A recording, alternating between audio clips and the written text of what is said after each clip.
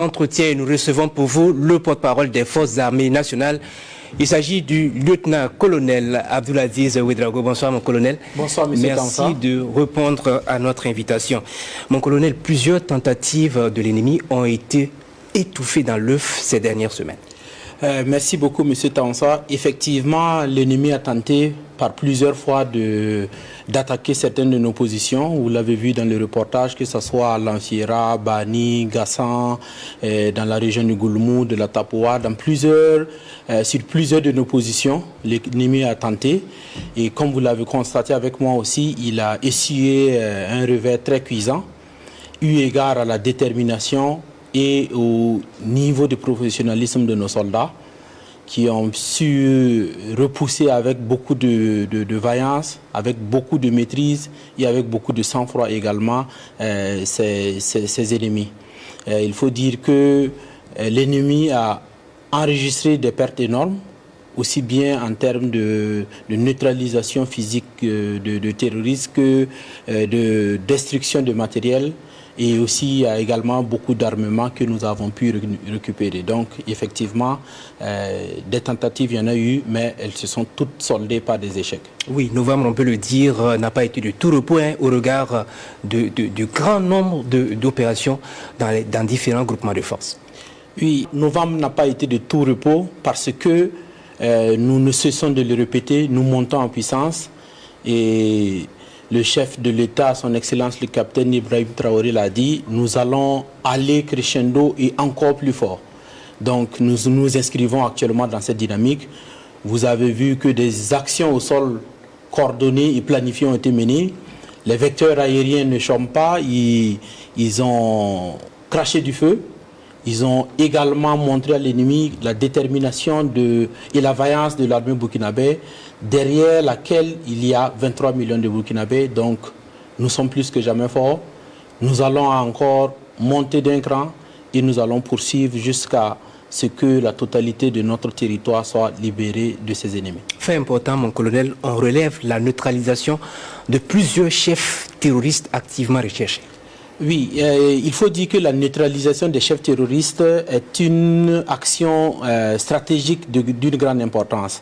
Vous savez, dans une organisation criminelle de ce type, il est toujours important de pouvoir freiner ce genre de structure. Donc, à la suite d'observation et de surveillance, nous avons remarqué qu'il y avait des mouvements de chefs terroristes.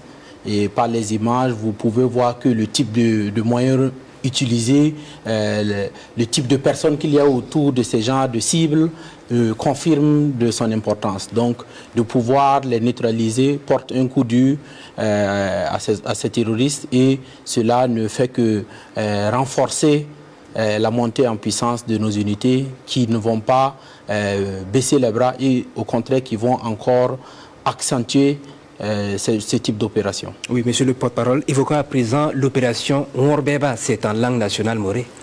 Oui, Ouorbeba, c'est en langue nationale morée qui signifie écraser les ennemis.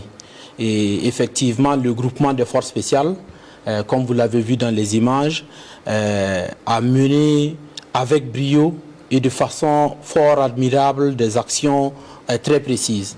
Il faut dire que le professionnalisme et la dextérité de nos commandos forcent l'admiration.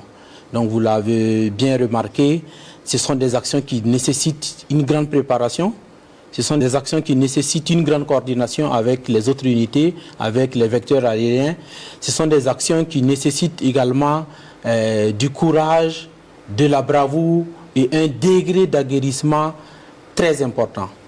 Et tout ça réuni, nos commandos des forces spéciales l'ont.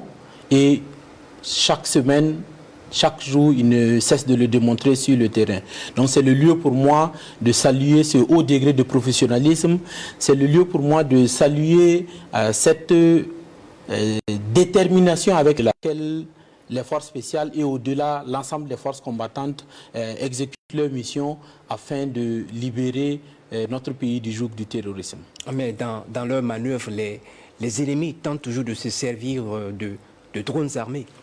Oui, l'utilisation des drones armés peut être interprétée comme une faiblesse de leur part, une lâcheté de leur part, parce que, vous pouvez le constater, ils fuient le combat avec nos éléments.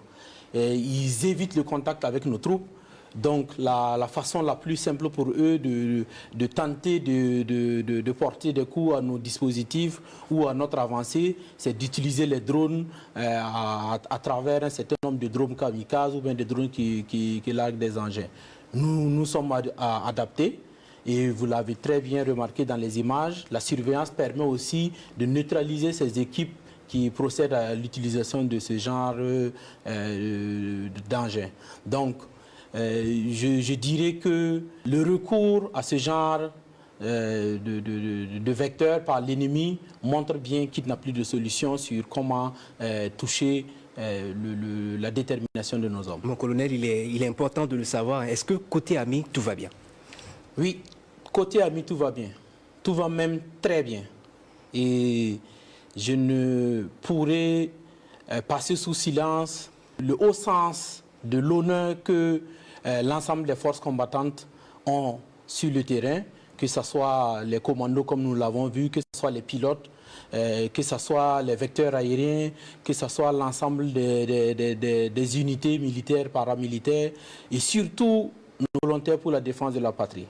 Nous leur tirons notre chapeau, nous leur traduisons l'admiration du peuple burkinabé, nous leur disons que le peuple croit en eux, le peuple est derrière eux et ensemble nous allons vaincre le terrorisme au Burkina et pour le bonheur de nos populations. Nous tirons vers la fin de cette émission et comme il est de coutume, c'est l'occasion pour vous de livrer un message à toutes ces forces engagées pour la reconquête totale du territoire national.